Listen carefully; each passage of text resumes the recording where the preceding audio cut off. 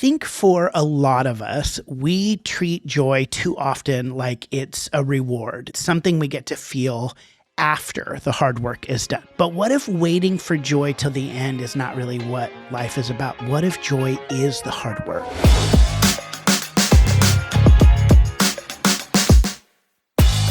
Welcome to Badass Softie, a podcast for leaders who are unapologetically ambitious and want to lead with heart because you're allowed to chase big goals without losing what makes you human. I'm your host, Dr. Peterson, and last week we talked about grief. And I've heard from so many of you who have been in the same spot I was in. And so thank you so much for reaching out and sharing your own stories with me about your process of working through grief and continuing to try to move forward in life, even in the midst of hard things. And I thought that, if we're going to talk about grief, that we also should probably talk about joy. And so that's what we're going to talk about today. I love joy. I want people around me to have joy. I want to bring joy. I want to cultivate joy. I like to laugh. I like to find whimsy in all the things that I do. I find joy in just about everywhere I go. And in fact, this year we went to Disneyland as a family for the first time, and I wanted to bring something special home that was more than just, mouse ears or plushy toys. And so I was on the lookout for something fun, and we found a Disney artist who is actually drawing live. And you could commission them to do drawings like on the spot of different characters. And we looked around and there were so many to choose from, but it was actually my husband who chose two characters he thought that most represented us. And the one he chose for me was Joy from the Inside Out movies. And so, he chose Anxiety from the newest one, and then he chose Joy for me. And if you've seen those movies, you know how those two things work really well together. But that was the souvenir we brought back from Disneyland as a picture of us. And it felt so fun to have my husband say, when I see that character of Joy, I think of you. Now, in my life, I feel like there's been a lot of times professionally and in leadership where I feel like I've had to tamp down my joy because, even as a professor, learning is serious business in the classroom, right? Work can be serious business.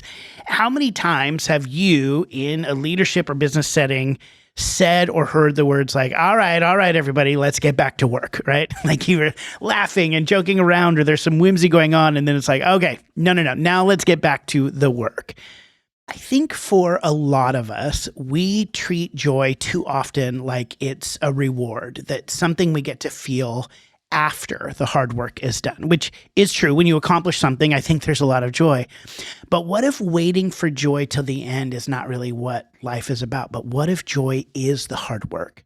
Not the frosting at the end of the meal, but the meal itself. Now, what I'm talking about here is joy isn't the same as happiness, because happiness depends on circumstances like the weather, the wind, or like good news, but joy doesn't. Joy can show up in the middle of heartbreak or on the edge of exhaustion or right beside grief. Happiness reacts, joy chooses. Happiness is a feeling, joy is a posture. Happiness comes and goes, but joy endures because it's rooted in meaning, not mood. And so, really, joy isn't pretending that everything's fine and just being happy all the time. But it's about remembering that even in those darkest moments, light still gets in. That even when the story hurts, it's worth living. So I've been studying joy a little bit because I wanted to see how joy impacts leadership and work. And today you're going to get a little bit of professor mode from Dr. JJ. So I'm going to bring in some of the research around joy. And what I found is that in every culture study by anthropologists, from the Himba of Namibia to the Sami of Scandinavia, rituals of joy are woven into everyday survival. There's dancing while working. There's dancing while harvesting. There's singing. There's humor and hardship. joy wasn't a break from the labor, it was the labor. It was how people stayed human while working things out. And the craziest thing beyond that is it's not just a part of the work, but it's actually just plain good for you. Research from UCLA psychologist Dr. Sonia Lubomirsky shows that people who intentionally cultivate moments of joy are not avoiding pain, they're actually expanding their capacity to handle it. And neuroscientists at Harvard Center for Health and Happiness have shown that joy actually activates reward and resilience centers simultaneously in your brain. This means it doesn't just help us feel good, it helps us recover faster from stress and grief and uncertainty. There's even a cross-cultural study from the University of Michigan where researchers found that people who experienced regular moments of awe and joy, even small ones, had lower inflammation and stronger immune responses. Joy doesn't ignore what hurts, it helps the body remember how to heal. You see what I'm saying? Joy is incredible. And so really, there's some things I want to talk about when it comes to joy. There's some things that I've learned, especially in my research here lately, that have reshaped my perspectives on joy and what it means for my life. Much like what I talked about last week with grief, the things that I was learning, here are some things that I'm learning about joy. The first thing is joy is not frivolous, it's fuel. So in business relationships and leadership, joy, like I said, is often dismissed as indulgent, like we'll celebrate when we hit the target. But I think so often when it comes to work, we think that it just has to be serious, stop messing around, right? But neuroscience tells a different story. When you experience joy, your brain actually releases dopamine and serotonin. And these are chemicals that literally expand your ability to think creatively and solve problems. Joy allows you to think better and solve problems better, right? Harvard Business Review documents how joyful workplaces see higher productivity, fewer sick days, and greater innovation. At Yale, they found a study for emotional intelligence that when people who internally practice moments of joy during their workday through music or humor or gratitude or just connection with a coworker, they had a 31% increase in productivity and reported 55% lower stress levels. Joy doesn't come after success. Joy doesn't inhibit success. It fuels it. You know, I remember one time when we were launching one of the first courses at StoryBrand, and we opened up our cart online, and it was supposed to close at midnight. And we were offering this crazy deal where you could get a discount on the course, but also we were going to give everybody a free Apple TV with every purchase. And people could order online, but they could also call in. And there were a few of us on staff at the time, and none of us had kids. And so we all decided to stay late at the office together till the very end. But partway through the night, we realized that we hadn't specified the time zone in our emails of when our cart was going to close. And even though we were in the central time zone, there were people who were purchasing in Pacific time zone. Well, we were closing it at midnight, which meant that we could not close the cart until 2 a.m. So we had all been excited about staying till midnight. We'd ordered pizza. We had maybe a little whiskey on tap. You know, we were like having fun. Then we realized, oh crap, we have to stay up till 2 a.m. in case anybody calls in. We were exhausted. We were kind of overwhelmed. I will tell you what we started to do. We started dancing. We started actually dancing. I started teaching, the younger generation how to do the Cabbage Patch, and the Running Man, because they were doing the Running Man differently. New generations, they don't know. But we started videoing it, and we still laugh at those videos of me teaching the Cabbage Patch and the Running Man. And, we never would have gotten through that night without those moments where we were literally falling on the floor laughing because my friends Tim and Kyle couldn't do the Roger Rabbit. That could feel like a waste of time, but it wasn't. It actually restored time. It allowed us to make it through the night. Joy is not frivolous, it's fuel. Something else I've learned recently is that joy is a form of resistance. When the world feels heavy, joy is not denial, it's defiance. And I feel like in this day and age, in a world we live in, we need a little bit more joy as resistance. It's saying, I will not bow to things that are supposed to make me feel small. The things that I'm supposed to be ashamed about myself, I am actually going to celebrate. For centuries, people who've been marginalized by race or gender or sexuality or circumstance have turned to joy as a way to stay alive. For queer people, joy has always been a protest. Pride itself, it was never about arrogance. It was about finding joy in being who you are as a human. It's presence. It's about saying, I am still here. I am still worthy. I am still beautiful. You want me to shrink and hide away because I should feel shame about who I am. But I'm going to dance and I'm going to celebrate and I'm going to wear glitter to show you just how wrong you are. I love queer joy. For Black communities, joy has always been more than celebration. It's survival. Gospel choirs, laughter at the cookouts, dancing in the streets. These aren't distractions. They can be declarations. You can't take my humanity. And for women, joy is a rebellion against a culture that equates seriousness with worth and delight with danger. To laugh loudly, to delight openly, to take up emotional and physical space, these are radical acts. They shouldn't be, but so often they are. Joy says, I will not apologize for taking up my space. My laughter, my body, my voice, they are here too. Joy says, you can't have my spirit. Joy says, I will not live my life apologizing for being fully me. Researcher Ingrid Fattel-Lee writes about how joy can be a form of resistance. She says that joy gives us energy to keep showing up, especially when life feels heavy. In her work, she explains that celebration and delight aren't distractions from the hard stuff. They're how we stay connected, creative, and joy while we feel alive. Joy reminds us that we are more than what we produce, and in this case, more than what we endure. It's how we recover our humanity in the midst of challenge. When we let joy lead us, even in the midst of difficulty and sorrow, we are quietly declaring that our existence itself is holy, and that no amount of shame or suffering will make us forget that. I remember a couple years ago, we were taking our kids to Pride here in Nashville. And as we were approaching the kind of main area where the festival was happening, we'd moved from the parade, we were walking down to kind of the festival.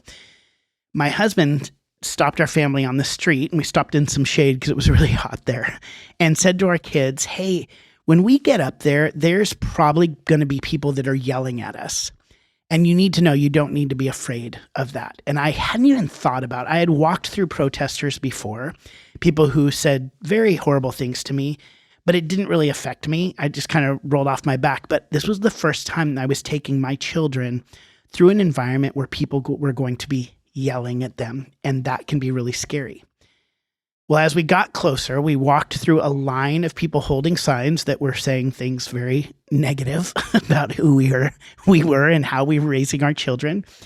And then we walked up towards the gate, and there was a person on a bullhorn. And this person started singling us out, and first started talking to us personally and saying, you're an abomination. You're going to hell. You should wake up and stop being prideful and all these things. And that was kind of fine for a minute. And then he turned his wrath on our children. And he started saying, you are abusing your children with your lifestyle. You are pedophiles. And just started going in. And the fact that you are leading your children down a road to eternal damnation. Well, in that moment, my husband turned around and started to go after this guy. And I yelled at him, Jamie, get back here. And we turned around and we were both seething. And we walked into Pride after being yelled at by this protester. And I felt sick to my stomach. Part of me was like, I should have let him go talk to him. We should have stood up more, maybe all of this stuff. And it kind of ruined the next couple hours for us because we just kind of walked around in silence because we had just been shamed and yelled at by this man with a bullhorn. Well, later we dropped the kids off at home and we decided, you know what? We don't want this to ruin our experience. Let's go back and go to the concert that night. And so we came back to the festival and we walked by this man again who was yelling at us again, walked in and sat down kind of on the fringe of the show, the concert that was happening. And we talked through what had happened earlier in that day. And as we were sitting there, the crowd started getting bigger and bigger. And more people were waving rainbow flags and they were jumping up and down and they were dancing. And we just started to see the joy in the middle of this field in front of this huge stage. After a couple hours, there were literally thousands of people in this field jumping up and down. Well, we decided to join the festivities, and it was during a song that I don't remember the band's name, but they were singing the song, I don't care, I love it, I don't care. And I'm getting a little teary because in that moment, we started jumping up and down and celebrating and finding joy in the midst of what we had just experienced. And I realized in that moment that that joy that we were all experiencing was a form of resistance against the voices that were trying to tell us we were less than who we are. And it would have been easy, and often happens, where we shut down a little bit and go into grief and shame. But for me, that moment of jumping up and down with a couple thousand people in a field singing, I don't care, I love it, was one of the greatest moments of joy in my life. And we stayed even longer. And the next performer was Billy Porter. And there was this moment where he sang this song called Audacity, talking about how when he was younger, he felt like he had to be ashamed of who he was. But as he grew up, just being himself, it took audacity to live fully as himself. And I'm, again, standing in this crowd with a few thousand people who are raising their hands, almost in like worship of the moment, not of him, but of the joy that we could all experience in that moment, having the audacity to be joyful when people outside were yelling at us. Joy can be a form of resistance. It connects us. It allows us to stand up and say, I am here and I'm good. The last thing I want to share that I've been learning in all of this is joy demands practice. I think a lot of times we think of joy as being like circumstantial. Like when things are good, I have joy. When things are bad, I don't. Or that it's just like, well, I need to find the joy. It exists outside of me. But the reality is joy doesn't usually show up in grand gestures. It hides in repetition, in attention, in small things done often. Psychologist Barbara Fredrickson calls this the broaden and build theory of positive emotion. When you experience joy in small doses, it broadens your awareness and builds emotional resilience over time. Meaning, joy is something we can practice. And Fredrickson's research also shows that when we experience joy regularly, it actually, again, strengthens our minds and bodies. It broadens our perspectives. It helps us recover faster from stress, and it deepens our relationship.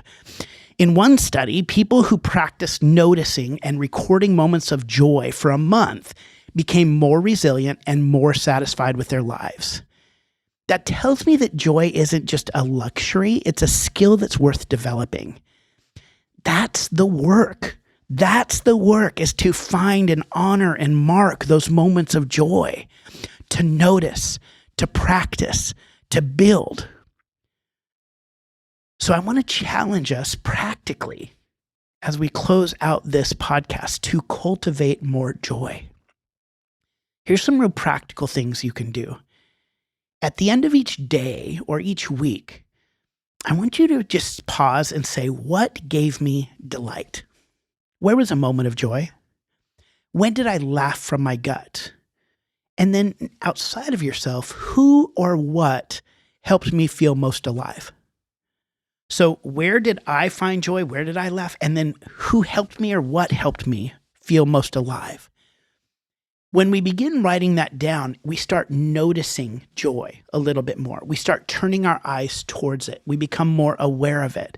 So what I want you to do when you pause for those moments, then I want you to acknowledge them. I want you to toast it. Give a little toast to joy. Mark it. Make it sacred. Joy is a sacred act, and it demands practice. I guess what I'm trying to say in all of this is the longer I study joy, the more I realize it isn't fragile. It's not rare. It's everywhere. It lives in the small things done with love, in laughter that breaks tension, in the quiet moments that remind us we're still here. It's not a prize for endurance in getting through the hard thing. It's the invitation to keep showing up. It's not something we earn by getting life right. It's something we practice so we can live it fully. Joy is what can make the ordinary feel holy. I think the thing that I've learned the most is joy is less a feeling to chase and more of a rhythm to keep. So let me leave you with this. May you let joy interrupt your plans.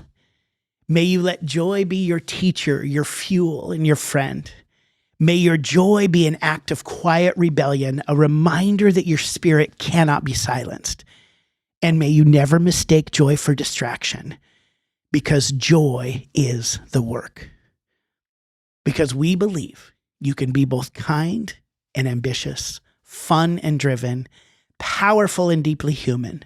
Your leadership can inspire, your success can have soul, and your ambition can make space for everyone. That's why you're a Badass Softie. We'll see you next week. Thanks for listening. Follow and subscribe so you don't miss an episode. BadassSoftie.com is crafted by Fruitful Design and Strategy.